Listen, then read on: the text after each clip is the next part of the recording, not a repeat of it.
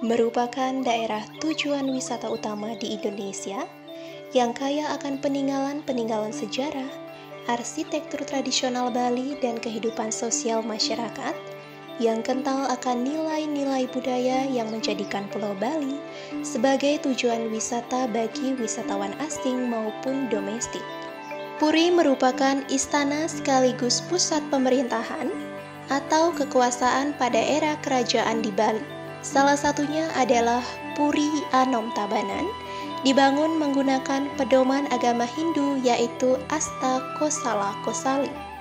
Puri Anom Tabanan menjadi bagian dari pusat kota Tabanan, tepat di depan Taman Bung Karno Tabanan. Puri Anom ini adalah bagian dari Puri di Tabanan. Ya. Jadi sebenarnya Puri Anom ini dulunya bernama Puri Mas. Ya. Jadi itu pada zaman I Gusti Ngurah Agung yang pertama. Puri Mas ini awalnya itu dibangun oleh putra dari I Gusti Ngurah Panji. Kebetulan Ngurah Panji yang itu. Tapi cuman beliau meninggal sebelum menjadi raja. Ya, kemudian putra beliau yang menjadi putra beliau itulah yang menjadi raja di Puri Agung Singgasana, bergelar I Gusti Ngurah Agung. Ya. Kemudian beliau mempunyai seorang putra yang bernama I Gusti Ngurah Anom. Ya. Gusti Ngurah Anom ini kemudian membangun puri di sebelah. Dulu kan Puri Agung itu yang Gedung Mario itu, ya, sebelum dihancurkan Belanda. Itu namanya Puri Agung Singgasana Tabanan. Kemudian beliau punya putra bernama I Gusti Ngurah Anom. Beliau kemudian diperintahkan untuk membangun puri di sebelah utara Puri Singgasana yang bernama Puri Mas. Ya, kemudian terjadi huru-hara waktu itu, sehingga Puri Mas itu putus. Ya, sempat ke Puri Mas itu adalah Raja Pemadi pada zaman itu. Kemudian generasi kedua putus. Nah, kemudian Raja ke-19 itu I Gusti Ngurah Agung juga karena Raja Tabanan itu gelarnya I Gusti Ngurah Agung Tabanan. I Gusti Anglurah Agung Tabanan begitu ya. Beliau juga I Gusti Ngurah Agung yang berikutnya itu kemudian punya putra. Beliau adalah Raja ke-19. Punya putra bernama I Gusti Ngurah Gede Banjar. Beliau yang kemudian memasuki lagi Puri Mas. Gitu. Cuma nama Puri Mas nggak dipakai lagi. Dipakailah nama Puri Anom yang artinya baru atau muda atau karena dulu pertama kali dibangun oleh I Gusti Ngurah Anom. Gitu. Ya, karena Puri Anom ini merupakan peninggalan sejarah, sehingga tatanan maupun tata letak, terus peruntukan dan bangunannya masih utuh, masih sesuai dengan Asta Kosala Kosali. Arsitektur tradisional Bali diartikan sebagai tata ruang dari wadah tatanan masyarakat Bali yang telah berkembang secara turun-temurun dari segala aturan-aturan yang diwarisi dari zaman dahulu. Kalau tatanan puri yang pertama jelas di paling depan itu adalah jeroning ancak saji atau ancak saji. Ciri ancak saji itu yang pertama, pintu masuk berupa candi bentar dan dindingnya tidak masif. Pasti dindingnya tembus pandang, entah itu keramik lah, entah itu temboknya rendah, gitu. Artinya karena itu publik, biar tidak tertutup dengan publik sehingga terbuka. Itu ciri pertama itu ancak saji. Masuk ke Kori Agung itu tatanan yang kedua adalah Bali Kembar. Bali Kembar. Disebut Bali Kembar karena di sana ada beberapa bangunan dengan ciri satu Bali Kembar.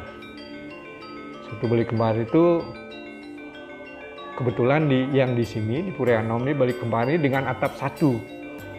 Jadi rongan panjang 2 kembar. Mungkin yang maksud kembar ini rongannya yang kembar. Tapi ada di puri yang lain Bali Kembar itu atapnya 2, tapi dengan lantai 1, dengan 1 bataran. Ya, masuk dengan ke Kori Agung lagi 1. Yang ketiga itu masih areal publik, itu namanya Tandakan. Nah, di tempat kita wawancara ini, tempat kita berbicara ini namanya areal Tandakan. Terdiri dari beberapa bangunan dengan ciri bangunannya masih seperti Saren Tegah gitu. Jadi Saren Tegah seperti yang saya tempat di sini seperti ini, ada bangunan 2, terus ada tempat Sako Ulu, Sako 8 terbuka, dan justru ciri yang utama yang ada di Balai di Tandakan ini adalah Balai Murde Manik.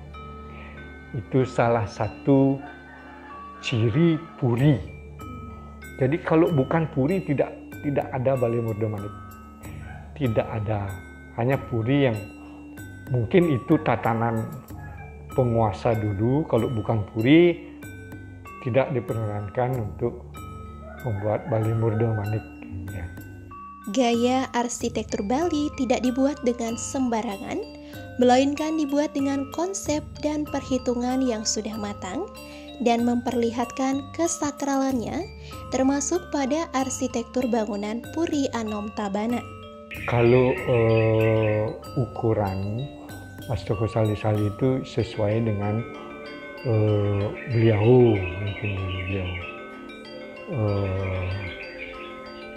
mungkin rai, petapa, apa gitu. Ukuran tiang mungkin pakai rai, sekian rai kan gitu. Di Puri biasanya pakai 21-23 rai. Kalau yang di bawah itu mungkin 19-27 rai gitu. Kalau pintu juga seperti itu, menggunakan berapa rai, tergantung dari tinggi tubuh masing-masing. Kalau memang penghuninya lebih pendek, pedean sedikit gitu. Penghuninya lebih tinggi ya. Tergantung dari penghuni. Jarak, kalau jarak itu berapa tapak. Nah, itu sesuai dengan Astoko Sali, Asto Bumi. Astoko Sali, Asto Bumi itu untuk kesejahteraan penghuninya. Untuk kesejahteraan, bukan untuk gagah-gagah, untuk kesejahteraan penghuni. Puri sebagai pusat budaya Bali dengan kekayaan corak ragam arsitektur dapat menjadi daya tarik wisatawan baik dari mancanegara maupun dalam negeri. Pada tahun kalau nggak salah ya 2000 berapa itu lupa saya, nanti saya kasih itu. Kemudian pemerintah Tabanan waktu itu membuka bekerjasama dengan Puri, kita punya pemikiran untuk membuka Puri itu untuk pariwisata. Satu tujuannya adalah memperkenalkan situs budaya. Ini kan situs ya, situs bersejarah dari zaman kerajaan. Memperkenalkan situs ini kepada masyarakat bahwa ada loh Tabanan itu di kota itu punya situs yang punya nilai dan harus dijaga. Nah, itu kita keluar ke dalam untuk ke dalam untuk keluarga itu supaya kita aware, memperhatikan bahwa kita diberikan peninggalan yang harus kita jaga. Nah, sehingga dari awalnya dari situ, kemudian kita, kalau nggak salah itu tahun 2001 ya, 2001 dibuka oleh Bupati Tabanan waktu itu Pak Adi Beryatama, kemudian meresmikan Puri Anom sebagai salah satu pusat pariwisata budaya di Kota Tabanan. Gitu ya, ada istilah awalnya. Kemudian habis itu ada Bom Bali, belum berjalan. Beberapa tahun kemudian kita punya pemikiran lagi bagaimana supaya aktivitas di Puri ini tetap bisa terjaga, terutama kan aktivitas budaya. Karena kalau Puri tidak ada aktivitas budayanya, dia hanya jadi dead monument, jadi monumen kayak mati gitu loh ya. Nah, aktivitas budaya itu kemudian kita bangun ulang. Terbentuklah dengan anak-anak muda di Tabanan waktu itu, kalau nggak salah tahun 2015 kita membangun namanya Forum Pelestari Budaya Tabanan. Nah, Forum Pelestari Budaya Tabanan itulah yang melakukan kegiatan-kegiatan kebudayaan di Puri Anom ini.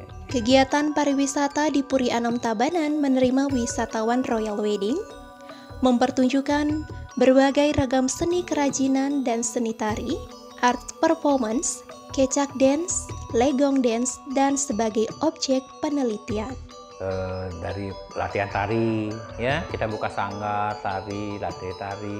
Kemudian kita bikin pentas budaya setiap bulan. Kadang-kadang kita bikin pameran lukisan, pameran keris, semualah yang berbau budaya. Fotografi, ya.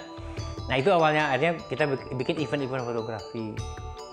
Kemudian akhirnya dari event-event fotografi, event-event budaya itu muncullah aktivitas pariwisata gitu.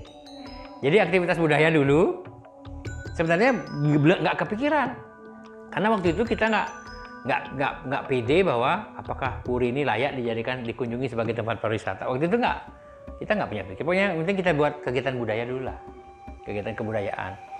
Nah dari kegiatan kebudayaan itu ternyata menarik, auranya menarik wisatawan, sehingga akhirnya kita sering dikunjungi oleh wisatawan. Walaupun ya kalau sekarang kan corona ya agak sepi, tapi biasanya kalau dalam normal setiap hari pasti ada saja wisatawan yang mampir berkunjung, karena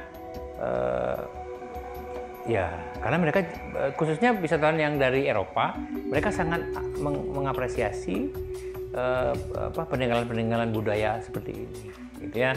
Jadi mereka tidak melihat mewahnya tidak, tapi bahwa ada nilai yang kuat di Puri ini. Jadi contoh seperti piring-piring ini ya kan, piring-piring ini, kemudian ukiran ini walaupun tidak baru, tapi nilai sejarahnya itu sangat tinggi dan nilai budayanya sangat tinggi. Itu yang kemudian bergulir lah ya dari aktivitas kebudayaan, kemudian membawa dampak pariwisata. Puri ini, puri-puri di Bali itu kan tidak terbuat dari batu, ya kan? Itu lebih banyak terbuat dari kayu, dan kayu jadi materialnya material alamiah yang gampang sekali rusak dan hancur gitu. Ya, jadi kelemahan orang Bali itu sangat-sangat jarang membuat dokumentasi.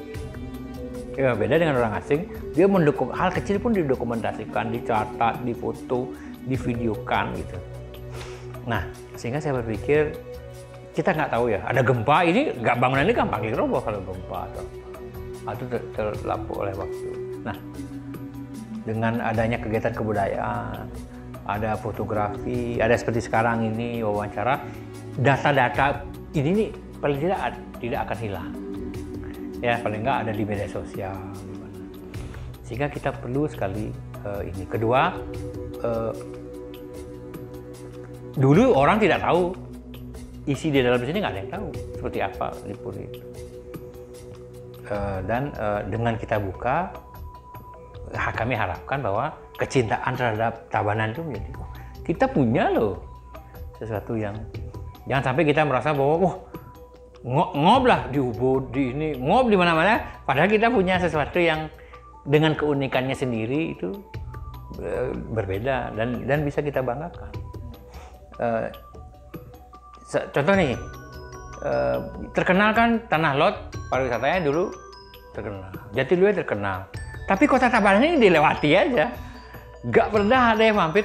Orang turis ke Tabanan kemana? Ke Pekan Tabanan. Padahal ada situs-situs yang menarik di Tabanan. Dan ini saya berapa kali dari orang demo, mereka bilang, ini yang saya cari, ini yang sudah hilang di Bali gitu. Puri-puri lain sudah berubah menjadi bangunan-bangunan mewah, tapi bangunan-bangunan yang klasik, yang historical itu sudah hampir tidak ada. Nah, itu yang dicari oleh para wisatawan sebenarnya. Nah, kalau seandainya ini kita buka, kemudian pemerintah stakeholder pariwisata, ya pemerintah, ya pelaku pariwisata itu bisa mengemas kota Tabanan ini tidak hanya dilewati saja oleh wisatawan. Ini bisa menjadi destinasi wisata baru, bisa membuat sebuah membantu PAD, pendapatan asli daerah Tabanan, dan bisa membangkitkan ekonomi masyarakat Kota Tabanan. Jadi jangan sampai Kota Tabanan hanya terkenal dengan senggolnya saja gitu ya. Kota Tabanan itu harusnya terkenal dengan sebagai kota budaya.